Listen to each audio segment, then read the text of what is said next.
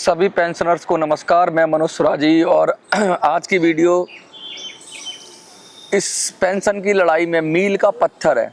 आज की वीडियो आपको ज़रूर देखनी चाहिए और आज की वीडियो के बाद हमें वो तरीका, हमें वो रोड मैप मिलेगा जिससे हम अपनी पेंशन की लड़ाई को आगे बढ़ा पाएंगे। और हम कारण भी समझेंगे कि पेंशन की लड़ाई अब तक क्यों नहीं हुई और गोल गोल जो घूम रहे हैं, पेंशन के लिए घूम रहे हैं, गोल गोल घूम रहे हैं। ये लड़ाई अब पेंशनर्स की लड़ाई नहीं है, ये लड़ाई उन सब कंट्रीब्यूटर की है जो ईपीएफओ में कंट्रीब्यूट कर रहे हैं, पैसा दे रहे हैं या जिनका पैसा कट रहा है भविष्य निधि में। उन सब की लड़ाई है और उस लड़ाई को एक नए मुकाम तक पहुंचाना है। बीच में बहुत सारी खबरें लगातार चैनल चला रहे हैं, ये कुकुरमुत्ते की तरह चैनल उग गए हैं। कोई कह रहा है 15 जून को मिल जाएगी पेंशन, कोई कह रहा है 6 जून को मिल जाएगी, 6 जून भी शायद निकल ही गई, कोई कह रहा था 4 जून को मिल जाएगी पेंशन, कोई कह रहा है यार ईपीएफओ ने कर लिया बड़ा फैसला, 7,500 पेंशन, 9,000 पेंशन, 12,000 पेंशन, तमाम सोशल मीडिया भरा हुआ है। मैं उन सब चीज़ों में नहीं जाऊंगा क्योंकि मैंने कई बार उनका खंडन कर दिया है। अब मैं आपको वो रास्ता निकालूंगा जिससे कि ईपीएफओ की ठेकेदारी बंद हो। आज की वीडियो का जो लब्बो लोआब है, जो ईपीएफओ की ठेकेदारी है ना, कि वो जो ठेकेदार बन गया है भविष्य निधि का, सारे पैसे का, और उसने ठेका ले लिया है, वो जैसे चाहे वैसे कर रहा है, अपनी जो चाहे नियम बना लिए, उसने कायदे बना लिए, जो उसको असीमित पावर मिल गई है हमारे भविष्य से खेलने की, कर्मचारियों के भविष्य से खेलने की, हमारी निधि से खेलने की। उसको कैसे रोका जाए, उस पर कैसे कंट्रोल किया जाए और इसका कर्तव्य कैसे फिक्स किया जाए। ईपीएफओ का भी तो कोई कर्तव्य होगा ना, एक संस्था का कोई कर्तव्य होता है ना, जिम्मेदारी होती है। संस्था क्या लाभ कमाएगी वो अलग है, लेकिन इसका भी तो कर्तव्य होता है। प्राइवेट कंपनियां बनती हैं, उनका तो मोटिव ये होता है कि हम लाभ कमाएं, प्रॉफिट कमाएं। लेकिन जो सरकारी संस्थाएं बनाई जाती हैं उनका तो मोटा काम यही होता है, वेलफेयर करें, या जो एनजीओज होते हैं इनका काम होता है वेलफेयर करना। इनका मुख्य उद्देश्य होता है प्रॉफिट बनाना नहीं, इनका मुख्य उद्देश्य होता है कि इनका वेलफेयर कैसे किया जाए, लोगों का भला कैसे किया जाए। इसके लिए इन संस्थाओं का जन्म होता है। और ये संस्थाएं जब चीट करने लगें, ये संस्थाएं जब बेईमानी करने लगें, ये संस्थाएं जब लोगों के भविष्य को गिरवी रख दें, तो इन पर सवाल तो उठेंगे ही उठेंगे। और इसका समाधान क्या है, इस पूरे विषय पर आज हम चर्चा करेंगे, विस्तार से चर्चा करेंगे। थोड़ा सा मैं सब बताऊंगा आपको, कैसे, क्या, कहाँ। देखिए, कील ठोकनी है तो हथौड़ा मारना पड़ेगा, और ऐसी जगह पे मारना पड़ेगा हथौड़ा जो कील चली जाए। तो नेल डाउन करना है, आज ठोक देना है ईपीएफओ को, और आपको मेरे साथ मिलकर इसके लिए हाथ बढ़ाकर करना है। क्योंकि आगे हम इसकी जो तैयारी करेंगे कि ईपीएफओ को कैसे इसके अंदर कील ठोकी जाए जिससे ये सीधे रास्ते पे आ जाए, या तो सीधे रास्ते पे आ जाए या इसका फिर हम लोग क्रियाक्रम कर दें। सीधे रास्ते पे आ जाएगा तो ठीक है, वरना क्रियाक्रम कर दिया जाएगा इसका।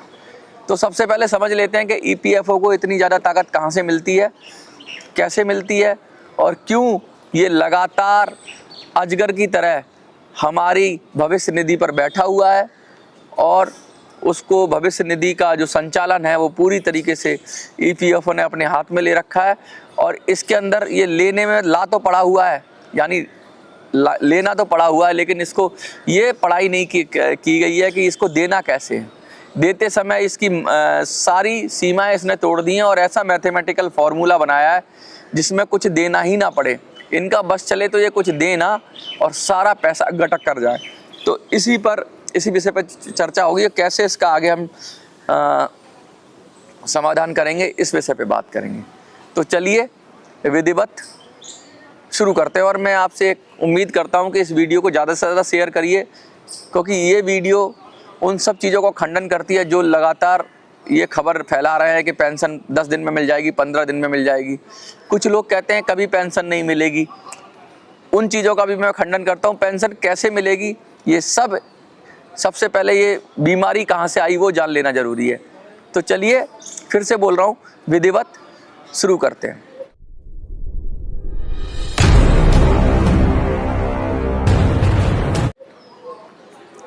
देखिए, एक कानून है 1952 का कानून है, जिसकी वजह से ईपीएफओ को अपार शक्ति मिली हुई है। सबसे पहले मैं ये कानून पढ़ देता हूँ। कानून पढ़ने के बाद, क्योंकि मैंने फिर कहा था, आपसे पहले भी कहा था कि कानून में बदलाव जरूरी है, कानून के अंदर कुछ ना कुछ हमें बदलाव जरूरी है। तो सबसे पहले हमें पकड़ना पड़ेगा कानून क्या है, पढ़ना पड़ेगा और उस पॉइंट को पकड़ना पड़ेगा कि कानून क्या है, और फिर उसमें कहाँ बदलाव करेंगे, और क्या ये कानून बदलाव की इजाज़त देता है, ये भी देखना पड़ेगा। अगर ये बदलाव की इजाज़त देता है तो पहले पॉइंट पकड़ेंगे। तो कानून को शॉर्ट फॉर्म में लिखा हुआ है, तो मैं उसको आपको मोटा मोटा जिसे कहते हैं समरी या सारांश, वो कानून का पढ़ के सुना देता हूँ। और उसके बाद ये भी बता देता हूँ कि हम कहाँ कील ठोकेंगे, कहाँ इस ईपीएफओ की ठेकेदारी को बंद करने की कोशिश करेंगे, और कहाँ से हमें कर्मचारियों की भविष्य निधि सुरक्षित हो जाएगी, इस विषय पे बात करेंगे। तो चलिए कानून पढ़ देता हूँ, धीरे धीरे पढ़ूंगा, बुजुर्ग लोग हैं, हिंदी में पढ़ूंगा, और जिससे आपको समझ में आ जाए कि मोटा मोटा कानून है क्या। कर्मचारी भविष्य निधि अधिनियम 1952, ये कानून का नाम है। क्या नाम है? कर्मचारी भविष्य निधि अधिनियम 1952 एक कानूनी प्रावधान है जो कर्मचारियों को उनकी भविष्य निधि में योगदान करने के लिए बाध्य करता है।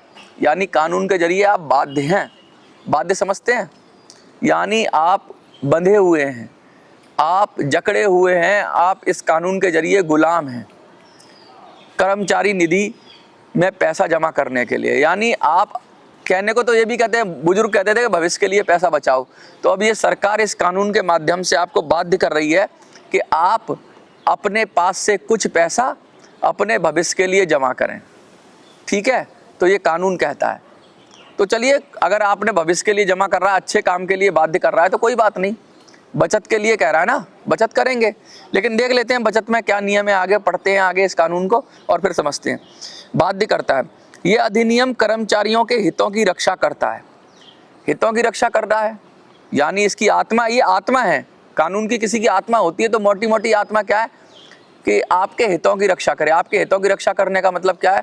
कोई कानून बनाते हैं, उसकी जो डेफिनेशन होती है उससे उसका पता चलता है कि हमारे हित, अगर वो हमारे हितों की रक्षा के लिए बनाया हुआ है, एक हथियार है, अगर आपने खरीदा तो किसके लिए? आपकी सुरक्षा के लिए।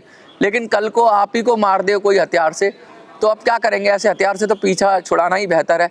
तो अगर ये कानून हमारी रक्षा कर पा रहा है, हमारे हितों की रक्षा कर पा रहा है, तब तो ठीक, या और नहीं कर पा रहा है तो उस कानून में या तो बदलाव होना चाहिए या फिर उस कानून को उखाड़ कर फेंक देना चाहिए। अब देखेंगे कानून कहाँ तक हमारे हितों की रक्षा कर पा रहा है, कहाँ तक नहीं कर पा रहा है। तो ये कानून की आत्मा तो यही कह रही है, यह अधिनियम कर्मचारियों के हितों की रक्षा करता है और उन्हें सेवानिवृत्ति, बीमा और पेंशन जैसी सामाजिक सुरक्षा सेवाएं प्रदान करता है। सेवानिवृत्ति यानी सेवा जब खत्म हो जाती है, नौकरी खत्म हो जाती है, उसके बाद कुछ धन मिले, उसे सेवानिवृत्ति कहते हैं। सेवानिवृत्ति पर आपको थोड़ा हाथ में पैसा आ जाए, इतनी साल नौकरी की, उसके बाद आपकी सेवानिवृत्ति। बीमा मतलब ये है कि भाई कभी आपकी ज़िंदगी में कोई कष्ट आ जाए तो आपका एक सुरक्षा मिल जाए, उसे बीमा कहते हैं। और पेंशन यानी बुढ़ापे में जब आप किसी काम के लायक ना रहें तो आपको एक निश्चित राशि मिलती रहे, उसे हम पेंशन कहते हैं। तो ये इन चीज़ों के लिए ये सामाजिक सुरक्षा है। समाज की सुरक्षा यानी जिसने समाज ने पूरी जवानी दे दी अपनी, उस समाज की सुरक्षा, जब बुजुर्ग हो गया तो उसकी समाज की सुरक्षा करने के लिए है। और ये उन सब अधिनियम उन सब संगठनों पर लागू होता है जिसमें कम से कम 20 कर्मचारी कार्यरत हैं। ठीक है, अब समझ में आ गया, कम से कम 20 कर्मचारी जो कार्यरत हैं उस पर सब पे लागू होता है। कोई भी ऐसी कंपनी है जिसके अंदर 20 से ज़्यादा 20 कर्मचारी हैं लगभग, अब इस नियम में थोड़ा बहुत बदलाव होगा तो अब आप मुझे बताइए, लेकिन अब तक जो मैं पढ़ रहा हूँ, जो मेरे पास डिटेल आ रही है कि 20 कर्मचारियों वाली कंपनी पर ये लागू होता है। अब इस नियम क्या है, मुख्य नियम क्या है अधिनियम के? मुख्य नियम, सबसे पहला है प्रोविडेंट फंड, जिसे हम भविष्य निधि कहते हैं। नियोक्ता और कर्मचारी, नियोक्ता यानी कि एम्प्लॉयर यानी जो कंपनी में आपको काम दे रहा है और जिसकी कंपनी में 20 के लगभग एम्प्लॉई हैं, तो नियोक्ता और कर्मचारी दोनों को वेतन की एक निश्चित प्रतिशत भविष्य निधि में जमा करना होता है, जो कर्मचारियों की सेवानिवृत्ति के लिए बचत है। कहने का मतलब है कि नियोक्ता यानी कि कौन? एम्प्लॉयर यानी काम देने वाला, कुछ लोग देसी भाषा में मालिक भी कहते हैं।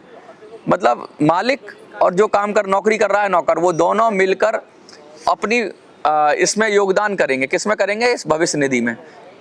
तो एक निश्चित परसेंटेज होगा, ये कह रहा है कानून, ठीक है। भविष्य निधि, प्रोविडेंट फंड। भविष्य निधि क्या होगी कि जब आपको बुढ़ापे में जब आप रिटायर होगे तो उसके बाद एक लंप सम पैसा मिलेगा, दैट इज कॉल्ड भविष्य निधि। उसके बाद पेंशन। अधिनियम के अनुसार नियोक्ताओं को अपने कर्मचारियों को पेंशन योजना में योगदान करना होता है, जो सेवानिवृत्ति के बाद कर्मचारियों को मासिक पेंशन प्रदान करती है। अब इसमें देखिए क्या बात है कि इसमें एम्प्लॉय के लिए बाध्यता नहीं है, इसमें नियोक्ताओं के लिए पैसा है। नियोक्ता कौन? जो आपको नौकरी देता है या जो आपकी कंपनी का मालिक है, उसके लिए बाध्यता करिए कि भाई वो कुछ पैसा जमा करेगा। किस में करेगा? पेंशन के उसमें, मद में। तो अधिनियम के अनुसार नियोक्ताओं को अपने कर्मचारियों को पेंशन योजना के में योगदान करना होता है। पेंशन योजना क्या है? जैसे EPS 95 योजना है। इस योजना के नाम पर किससे पैसा लिया गया? किससे पैसा लिया गया? एम्प्लॉयर से लिया गया, उद्योगपतियों से लिया गया, व्यापारियों से लिया गया, जो भी जिनके पास 20 से ज़्यादा वो लोग थे, उनसे पैसा ले लिया गया। किसके लिए लिया गया? किसके लिए लिया गया? एम्प्लॉयर के लिए। एम्प्लॉयर कौन? के जो कर्मचारी है। तो आपने पैसा ले लिया, सर किसने ले लिया? संगठन ने, या जो भी भविष्य निधि की देखभाल करता है उसने पैसा ले लिया। किससे ले लिया? उस मालिक से। तो वो बच नहीं सकता। जो नौकर जो आपको नौकरी दे रहा है वो इस कानून से बच नहीं सकता। उसे तो हर महीने पैसा कुछ परसेंटेज देना ही देना है। तो उसकी गलती नहीं है। ये कह देते ना कि भाई जो उद्योगपति है या जो कंपनी है उसकी गलती नहीं है, उससे तो पैसा लिया जा रहा है। पैसा लेकर पेंशन मद में पैसा देगा, और जो सेवानिवृत्ति के बाद कर्मचारियों को मासिक पेंशन प्रदान करती है। यानी जो पैसा ले लिया, इसी की सारी लड़ाई है। ये जो पेंशन का प्रावधान है, इसमें ये कहा गया है कि भाई एम्प्लॉयर है या जो नियोक्ता है वो पैसे देगा। किसके लिए देगा? कर्मचारी के भविष्य में पेंशन के लिए एक निश्चित अनुपात में पैसे देगा, और उसको एक संगठन रखेगा या सरकार रखेगी, पता नहीं कौन रखेगा, ये तो क्लैरिफाई नहीं है। तो EPFO ही रखेगा। तो पैसा वो EPFO किससे ले रहा है? कर्मचारी के नाम पे ले रहा है और अपने पास इकट्ठा कर रहा है। वो है कर्मचारी के नाम का ही पैसा, कर्मचारी का पैसा, लेकिन ठेकेदार कौन हो गया? EPFO हो गया। तो ये जो EPFO की ठेकेदारी है, जिसने पैसा लिया है तो पेंशन तो देगा ना। पेंशन के मद में लिया है पैसा, तो पैसा लेना अगर तू है तो पेंशन के मद में पेंशन देनी चाहिए, और पेंशन ऐसी देनी चाहिए जिससे जीवन यापन कर सके। नौकरी के अनुपात में ही पेंशन होगी ना। कोई आदमी का लाइफ ऑफ स्टैंडर्ड अगर 1 लाख रुपया वो नौकरी से रिटायर हो रहा है, तो पेंशन भी लगभग जैसे सरकारी कर्मचारियों की उससे कुछ मिली जुली बननी चाहिए, जिससे उसका आगे का जीवन चल पाए। और पेंशन में भी लगातार रिफॉर्म होना चाहिए, बदलाव होना चाहिए, तब तो जी पाएगा। तो यही कहना है। ये पेंशन, ये वाला जो मैंने हिस्सा बताया है, इसी पर हमें, इसी में जो कानून है इसी में कुछ बदलाव करने की ज़रूरत है। क्योंकि यहाँ पर ये तो कह दिया गया है कि भाई पैसा लेना है और पेंशन के रूप में देना है, लेकिन यहाँ पर कुछ भी स्पेसिफाई नहीं है कि कितनी पेंशन देनी है। क्या कोई मिनिमम पेंशन होनी चाहिए, या उसकी जो संगठन या जो संस्था पैसे ले रही है उसकी क्या जिम्मेवारी है पेंशन के प्रति। पेंशन तो 1 रुपया भी होती है और पेंशन 1 करोड़ रुपया भी होती है। तो पेंशन के लिए कुछ ना कुछ तो निश्चित करना पड़ेगा भाई, कि कर्मचारियों को पेंशन मिलेगी तो कितनी मिलेगी। तो ये सब छोड़ दिया गया किस पर? संगठन पर, कि वो चाहे जो बना ले। तो वो अपने मनमानी से फॉर्मूले बनाता है, और उस फॉर्मूले बना के उसको नियम चलता आ रहा है। जो योजना बनाता है, और उस योजना ऐसी बनाई उसने कि जिसमें ला तो पड़े हुए हैं, लाला हैं ये। EPFO एक बहुत बड़ा लाला है, ये लाला पड़ा हुआ है। देना इसने सीखा नहीं, दादा नहीं है, ये लाला है। तो देना इसने सीखा नहीं। एक और चीज़ है इंश्योरेंस, यानी बीमा। नियोक्ताओं को अपने कर्मचारियों को जीवन बीमा, अक्षमता बीमा और चिकित्सा बीमा जैसा बीमा कवर भी उपलब्ध कराना होता है। ये सब उनके लिए जो मालिक हैं, नियोक्ता हैं, उनके लिए है। तो भैया बीमा भी दे रहा है वो, उसकी कोई गलती नहीं है। आप लड़ा देते हैं किससे? कि मालिक को नौकर से लड़ा देते हैं, कंपनी को कर्मचारी से लड़ा देते हैं। उसने तो बीमा भी दिया, उसने आपकी भविष्य निधि भी दी, और उसने आपकी पेंशन की योजना में पैसा भी दिया जो उसके लिए था, ठीक है। और पंजीकरण, अब पंजीकरण आता है, ईपीएफओ में पंजीकरण कराना होगा। जिन संगठनों पर यह अधिनियम लागू होता है उन्हें कर्मचारी भविष्य निधि ईपीएफओ के साथ पंजीकरण करवाना आवश्यक है। यानी कि सरकार ने एक गुंडा पाला, मैं तो सीधा सीधा गुंडा कहूँगा, जिसका नाम है ईपीएफओ, और उसको ठेकेदारी दे दी कि इतने जितने सारे एम्प्लॉयर हैं, जितने सारे नियोक्ता हैं, इन सबका पंजीकरण करो।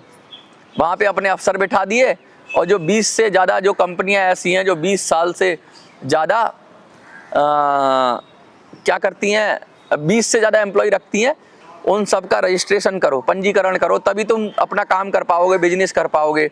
और उनके लिए नियम बना दिए कि तुम ये ऐसे ऐसे पैसा दोगे। चलो ठीक है, उसने पैसा दिया, और लिया किसने? ईपीएफओ ने, और ईपीएफओ डकार गया। मैं तो यही साफ साफ कहता हूं कि ईपीएफओ डकार गया। अगर वो पैसा नहीं मिल रहा है तो उसकी नियोक्ता की क्या गलती है? उसको तुमने जो नियम बनाया उसके अनुसार वो पैसे दे रहा है, वो बीमा के लिए भी पैसे दे रहा है, वो पेंशन के लिए भी पैसे दे रहा है, वो प्रोविडेंट फंड के लिए भी पैसे दे रहा है। लेकिन उसको डकार कौन रहा है? ये ईपीएफओ डकार रहा है, या ईपीएफओ के नियम कायदे कानून की वजह से उस पेंशन से के पैसे का आउटपुट नहीं आ पा रहा है। अधिनियम के तहत कर्मचारियों को लाभ। अब कर्मचारियों को लाभ भी बता रहे हैं, भाई ये कानून है तो इसमें कर्मचारियों को क्या क्या लाभ होंगे। सेवानिवृत्ति के बाद वित्तीय सुरक्षा, भविष्य निधि और पेंशन के माध्यम से। दो है, भविष्य निधि पीएफ है, प्रोविडेंट फंड है, और पेंशन के माध्यम से इसको वित्तीय लाभ मिलेगा। बीमा कवर मिलेगा, यानी कि जीवन बीमा, अक्षमता बीमा और चिकित्सा बीमा, ये उसको लाभ मिलेगा। सामाजिक सुरक्षा मिलेगी, पेंशन के रूप में सामाजिक सुरक्षा ही होती है भाई कि अब बुढ़ापे में कुछ नहीं कर सकते, बच्चों ने साथ छोड़ दिया, परिवार ने साथ छोड़ दिया, तो उसको सामाजिक सुरक्षा मिलेगी। भविष्य निधि की निकासी, कुछ विशेष परिस्थितियों में कर्मचारी अपना भविष्य निधि यानी पीएफ निकाल सकता है, धन निकाल सकता है, जो पैसा उसका जमा है उसमें तो उसका पैसा है कुछ, और कुछ नियोक्ता के द्वारा कंट्रीब्यूशन है, इनका पैसा है। अब अधिनियम के तहत नियोक्ताओं के कर्तव्य। अब नियोक्ताओं के कर्तव्य क्या है? देखो किसका कर्तव्य कर्मचारियों का लाभ बता दिया है, कर्मचारियों का लाभ बता दिया, और नियोक्ता यानी जो पैसे देने वाले उनके कर्तव्य बता दिया। अब मैं बताऊंगा इसमें क्या चीज मिसिंग रह गई जो हमें कानून में बनवाना है, जिसके लिए कानून बनवाना है, बताऊंगा अभी आपको, पहले पढ़ लो। अधिनियम के तहत नियोक्ता के कर्तव्य, नियोक्ता यानी एम्प्लॉयर यानी कंपनी, उनके कर्तव्य क्या है? कंट्रीब्यूशन टू प्रोविडेंट फंड, कर्मचारियों के वेतन भविष्य में योगदान करना, भविष्य निधि में योगदान करना, पंजीकरण करवाना, ईपीएफओ के साथ पंजीकरण करवाना, अधिनियम का पालन, अधिनियम के नियमों का पालन करना, जो भी कानून बनाए जाए, कर्मचारियों को जानकारी उपलब्ध कराना, भविष्य निधि और पेंशन से संबंधित जानकारियां प्रदान करना। चलिए ये नियोक्ता के संबंध। अब इसमें सबसे बड़ा लैप्स कहाँ रह गया कि देखो कर्मचारियों को लाभ बता दिया, इस कानून के अंदर कर्मचारियों को लाभ हो गया, नियोक्ता का कर्तव्य हो गया, ड्यूटी हो गई, नियोक्ता कौन? एम्प्लॉयर की ड्यूटी। लेकिन इसमें एक सबसे बड़ा पेज तो गायब ही हो गया। ईपीएफओ जो संस्था है उसका क्या कर्तव्य है? क्या उसका कोई कर्तव्य है कि नहीं है? उसके लिए कहीं लिखा ही नहीं है। संस्था के लिए संस्था का कर्तव्य क्या होगा, वो क्या करेगी? जैसे तुमने पैसा ले लिया उसके लिए भी सरकार का कोई कर्तव्य नहीं है, ईपीएफओ का कोई कर्तव्य नहीं है, वो सिर्फ लेना पड़ा हुआ है कि ले लेगी, पैसा ले लेगी, ठेकेदार बन गए। कोई किसी का ठेका लेता है तो उसकी जिम्मेवारी भी तो लेता है। तो इस कानून में लंगड़ा कानून है। ये लंगड़ा कानून क्यों कहता हूं कि इसमें ईपीएफओ के कर्तव्य नहीं तय किए गए। जो संस्था पैसे ले रही है, जो संस्था रजिस्टर करा रही है, जो संस्था एम्प्लॉय के नाम पे एम्प्लॉयर से पैसा इकट्ठा कर रही है, ठेकेदारी कर रही है उस पैसे की, अरे उसका भी तो कुछ कर्तव्य होगा नहीं होगा इस कानून के माध्यम से कि तूने पैसा लिया तो तू क्या देगा? तू ये बता, तू इधर उधर की बात मत कर, तू ये बता कारवां लुटा कहां? ईपीएफओ से मैं पूछना चाहता हूं इधर उधर की बात क्यों करता है? ये बता कारवां लुटा कहां? कारवां इस कानून में लुटा, क्योंकि ईपीएफओ का कर्तव्य इसमें तय नहीं किया गया। इस ईपीएफओ का कर्तव्य क्या है? वो जो पेंशन ले रहा है उसका कैसे इस्तेमाल करेगा, वो अपने हिसाब से बना लिया उन्होंने नियम। इस कानून में तय होना चाहिए था कि भैया मिनिमम पेंशन गारंटी इस कानून में तय होनी चाहिए थी, कम से कम पेंशन इस कानून में तय होनी चाहिए थी, पेंशन कैसे बनेगी वो भी इस कानून में तय होनी चाहिए थी। ईपीएफओ की मनमानी पे नहीं छोड़ा जाना चाहिए था। अगर ऐसा होता, भारत की संसद के जरिए ऐसा होता, तो आज ये ईपीएफओ के बैठ के कुछ अधिकारी और ये श्रम मंत्रालय ईपीएफओ के कंधे पे रख के बंदूक नहीं चलाते और ये नहीं कहते कि ईपीएफओ स्वायत्त संस्था है, वो जैसे चाहे चलाए। ठीक है। तो ईपीएफ ये लंगड़े कानून के अंदर क्या है कि ईपीएफओ का कर्तव्य ही नहीं बताया गया कि भाई जो संस्था है उसका क्या कर्तव्य रहेगा। अधिनियम की सीमाएं, ये अधिनियम उन संगठनों पर लागू होगा जिनमें 20 कर्मचारी कार्यरत हैं, यानी कम से कम ये कानून 20 कर्मचारियों पर लागू होगा। ये अधिनियम कुछ विशेष परिस्थितियों में कर्मचारियों को भविष्य निधि, ये तो मैंने पढ़ ही दिया। इस अधिनियम में समय समय पे संशोधन किया जा सकता है, ये है की पॉइंट। इसके लिए मैंने पूरा ये कहानी पढ़ी आपको। ये जो कानून है, इस कानून में समय समय पे संशोधन किया जा सकता है, बस यही तो हमें चाहिए था कि भैया इसको सुधारो। ये जो कर्मचारी भविष्य निधि अधिनियम 1952 का कानून है, इसको सुधारो। ये बाउंड करता था किसको, नियोक्ताओं को या कर्मचारियों को कंट्रीब्यूशन करने के लिए अपनी भविष्य निधि में, लेकिन ये ईपीएफओ को बाउंड नहीं कर रहा है, ये ईपीएफओ को डायरेक्ट नहीं कर रहा है, ये ईपीएफओ की जिम्मेवारी निश्चित नहीं कर रहा है, या फिर यहाँ पर जिम्मेदारी निश्चित नहीं हो रही है, ईपीएफओ खुद ही बना ले रहा है। ना खाता ना बही, जो ईपीएफओ बोले वही सही। और ईपीएफओ के पीछे सरकार ने अपनी कमेटियां बिठा रखी हैं, सरकार ने अपने मंत्रालय लगा रखे हैं।